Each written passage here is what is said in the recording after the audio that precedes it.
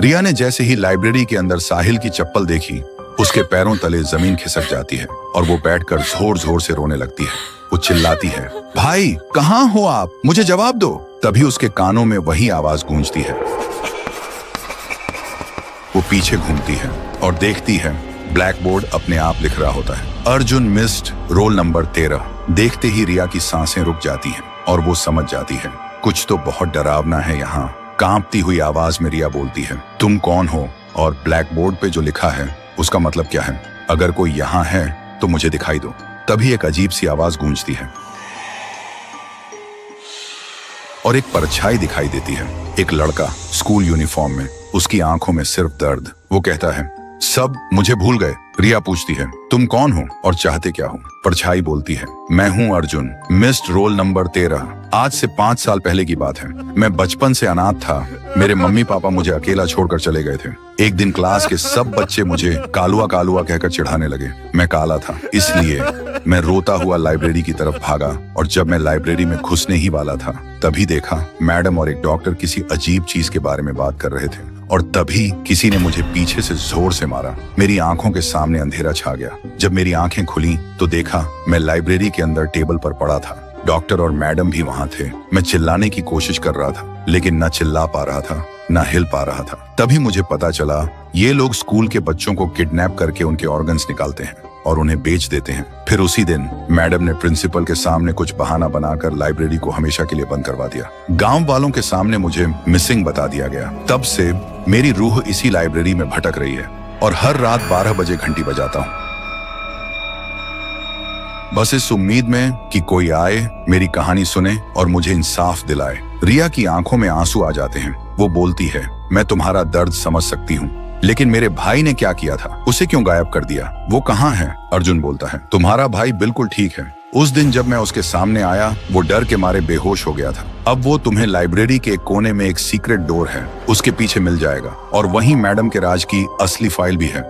अगली सुबह रिया और साहिल गांव के लोगों के सामने आते हैं। साहिल को जिंदा देखकर सब लोग हैरान हो जाते हैं। रिया वो फाइल सबके सामने रखती है जिसमें मैडम का हर काला सच साफ साफ लिखा था। कुछ देर बाद पुलिस आती है और जो भी लोग इस राज के पीछे थे सबको गिरफ्तार कर लेती है और अर्जुन, उसे अब इंसाफ मिल चुका होता है। उसकी रूह धुआं की तरह हवा में गुम हो जाती है। तो दोस्तों, अगर आपको ये कहानी पसंद आई हो और आगे भी ऐसी हॉरर सीरीज चाहिए हो तो कमेंट करो।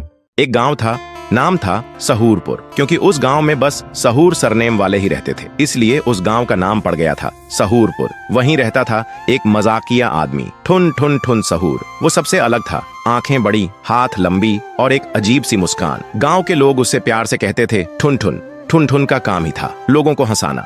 एक दिन गांव में मेला लगा। मेले में सब आए थे, बड़े झूले, बच्चों के झूले, चूरन, पॉपकॉर्न, सब। ठुन ठुन भी बड़े आराम से मेला घूम रहा था। तभी उसकी नजर पड़ती है एक बोर्ड पे, बोलने वाला मुर्गा, सिर्फ 10 रुपये में। ठुन ठुन सोचता है, अरे भाई, अगर 10 रुपये में बोलने वाला मुर्गा मिल गया तो कल से मैं तो मिनिस्टर बन जाऊंगा रे। फिर वो बोर्ड वाले को 10 रुपये देता है और बोलता है, भैया एक बोलने वाला मुर्गा देना। बोर्ड वाला एक पुराना सा मुर्गा उसे थमा देता है, जो देखने में थोड़ा दुखी सा लग रहा था, जैसे उसकी गर्लफ्रेंड छोड़ गई हो। ठुन ठुन मुर्गा को घर ले आता है और बोलता है, चल रे अब बोल, अब देखता हूँ तू क्या बोलता है। मुर्गा मुंह खोलता है, जमींदार हरामखोर है। ठुन ठुन सुनते ही चिल्ला पड़ता है, ओए ये तो सच्ची में बोलता है रे। मुर्गा फिर बोलता है, और गांव के सरपंच ने स्कूल का पैसा चुराया है। ठुन ठुन सोचता है, अरे भाई, ये मुर्गा तो पूरा न्यूज चैनल निकला। अगले दिन ठुन ठुन रोड के किनारे पे चिल्ला चिल्ला के बोल रहा था, सच बोलने वाला मुर्गा, सच सुनना है तो बस 2 रुपए का टिकट लो। थोड़ी देर में लोगों का भीड़ लग जाता है और मुर्गा बोलता जाता है, मुंशी की चोरी, मास्टर जी की दूसरी शादी और रामलाल के टॉयलेट में व्हिस्की का अड्डा। गांव में हंगामा मच जाता है। सब लोग उस मुर्गे से डरने लगे थे, कहीं उनका भी सच ना बाहर आ जाए। और ठुन ठुन भी गांव में और ज्यादा छा गया था, लेकिन दुश्मनी भी बढ़ने लगी थी। एक रात जमींदार ठुन ठुन के घर आया और गुस्से में बोला, अगर तू इस मुर्गे का मुंह बंद नहीं करवाया तो तुझे फ्राई करके कुत्ते को खिला दूंगा, और धमकी देकर चला गया। ठुन ठुन घबरा गया, पर मुर्गा बोला, टेंशन न ले ठुन ठुन भाई, प्लान बी रेडी है। ठुन ठुन बोला, तू तो बड़ी चालाकी से बोलता है बे। मुर्गा ने आंख घुमाई और बोला, अरे मैं बोलता ही इसलिए हूँ क्योंकि मैं मुर्गा नहीं, रॉ का सीक्रेट एजेंट हूँ, अंडरकवर पे था। ठुन ठुन सुनते ही बेहोश हो जाता है। फिर अगले दिन रॉ वाले आए और मुर्गे को हेलीकॉप्टर में बिठा के ले गए और ठुन ठुन गांव के बीच में अकेले बैठा था। एक नोट के साथ। नोट पे लिखा था, थैंक यू ठुन ठुन, देश के लिए काम आया, लेकिन तेरे लिए एक असली मुर्गा छोड़ के जा रहा हूँ, वो सिर्फ कुकड़ूकू बोलेगा। तो दोस्तों, अगर आपको भी ठुन ठुन की तरह कभी जिंदगी में बोलता मुर्गा मिला हो तो कमेंट करो कुकड़ूकू। रेस्टार सड़क के किनारे एक छोटी सी सब्जी की दुकान लगाता था और सब्जी बेचने से ज्यादा लेट के पायल के बारे में सोचते रहता है। पायल उसकी बचपन की दोस्त थी, लेकिन अब उसकी जान बन चुकी थी। वो खुद से बोला, बस आज तो कह ही दूंगा उससे, जो होगा देखा जाएगा। शाम को दोनों समुंदर के किनारे घूमने गए। ठंडी हवा चल रही थी, लेकिन रेस्टार के दिल में तो तूफान था। उसने आंखों में आंखें डाल के कहा, पायल, शायद पहले कभी प्यार नहीं बोला, लेकिन मैं तुझ में अपना फ्यूचर देख चुका हूँ। पायल मुस्कुराई और बोली, तो फिर लेट किस बात की? मम्मी पापा से मिलने कब आएगा? रेस्टार की दुनिया ही रोशन हो गई और दोनों घर लौटने लगे। सब कुछ परफेक्ट लग रहा था, लेकिन किस्मत को कुछ और ही मंजूर था। थोड़ा आगे जाने के बाद सामने से एक तेज रफ्तार गाड़ी आई और जोर से टक्कर। सब कुछ एक पल में खत्म हो गया। कुछ देर बाद रेस्टार की आंख खुली। उसने देखा पायल जमीन पर बेहोश पड़ी थी, खून से लथपथ। रेस्टार घबरा के चीखा, पायल मेरी जान, उठना! लेकिन पायल बिल्कुल शांत थी। वो उसे हॉस्पिटल ले आया। चेकअप के बाद डॉक्टर ने कहा, पायल के दोनों पैर काटने पड़ेंगे और वो कभी चल नहीं पाएगी। सुन के रेस्टार का दिल टूट जाता है। तभी पीछे से किसी के हंसने की आवाज आई। वो घूम के बोला, कौन है? क्यों हंस रहा है तू? लेकिन उस आदमी ने बस एक क्रीपी स्माइल दी और गाड़ी लेके वहां से निकल गया। रेस्टार तुरंत उसके पीछे भागा, लेकिन वो आदमी गायब हो चुका था। रेस्टार ने आसपास सब चेक किया। फिर एक पुराने घर के पीछे से वही हंसने की आवाज आई। वो चुपके से गया और जो देखा उसका होश उड़ गया। सामने था व्हाइट 444, एक साइको बिजनेसमैन जिसकी जिंदगी सिर्फ पैसा, पावर और कंट्रोल के आसपास घूमती थी। और अब उसका नया ऑब्सेशन था रेस्टार और पायल। रेस्टार समझ गया था पायल के एक्सीडेंट के पीछे व्हाइट 444 ही था, लेकिन जैसे ही वो आगे बढ़ा, पीछे से किसी ने उसके सिर पर जोर से वार किया। सब कुछ अंधेरा हो गया। जब होश आया, रेस्टार ने अपने आप को एक पुरानी बंद फैक्ट्री के अंदर पाया, जंजीरों से बंधा हुआ। राइस्टार की आंख खुलती है और वो देखता है उसके हाथ जंजीरों से बंधे हुए थे और सामने एक लैपटॉप रखा था। लैपटॉप में व्हाइट 444 का वीडियो कॉल चल रहा था।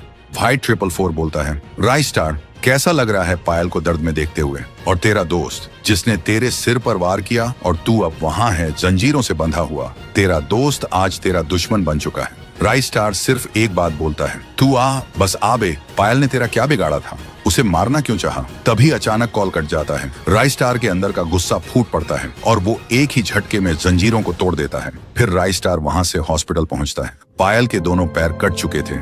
उसके मम्मी पापा रो रहे होते हैं। पायल अभी तक बेहोश थी। राइस्टार की आंखें भर आई थी, लेकिन अंदर से वो आग बन चुका था। कुछ देर बाद हॉस्पिटल से निकलते वक्त राइस्टार देखता है कालू, उसका बचपन का दोस्त, कुछ लोगों के साथ स्मगलिंग कर रहा था। तभी उसके दिमाग में 3 साल पुरानी यादें घूमने लगती हैं। एक वक्त था जब राइस्टार और कालू जान से प्यारे दोस्त थे। एक दिन कालू राइस्टार को घुमाने के बहाने व्हाइट 444 के गोदाम पर ले गया था। वहां जाकर राइस्टार ने देखा स्मगलिंग हो रही थी। राइस्टार बोला, तू मुझे ये सब जगह क्यों ले आया बे? कालू बोला, अबे भाई, सब्जी बेच के क्या मिलेगा? मैं आज से व्हाइट 444 के साथ हूँ, तू भी चल, साथ कमाएंगे। राइस्टार गुस्से में बोला, मैं जिंदगी भर गरीब रह लूंगा, लेकिन अपनी जमीर किसी स्मगलर के हाथ नहीं बेचूंगा। और वहां से चला गया। तभी से व्हाइट 444 और कालू दोनों राइस्टार के दुश्मन बन गए थे, क्योंकि व्हाइट 444 को पता था सिर्फ राइस्टार ही था जो उसका काला धंधा अच्छे से संभाल सकता था।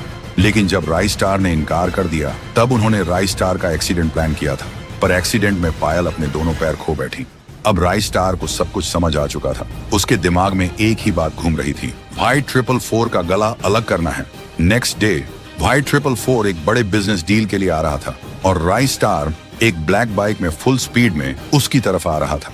बाइक जाकर सीधा ट्रक से टकरा गई। जोर का धमाका हुआ। सब कुछ धुआं धुआं हो गया। राइस्टार स्मोक के बीच घुस गया और एक एक करके सबको मारने लगा। जब धुआं हटा, तब सिर्फ एक चीज दिखी, व्हाइट 444 जमीन पे पड़ा था और राइस्टार उसका सीना फाड़ चुका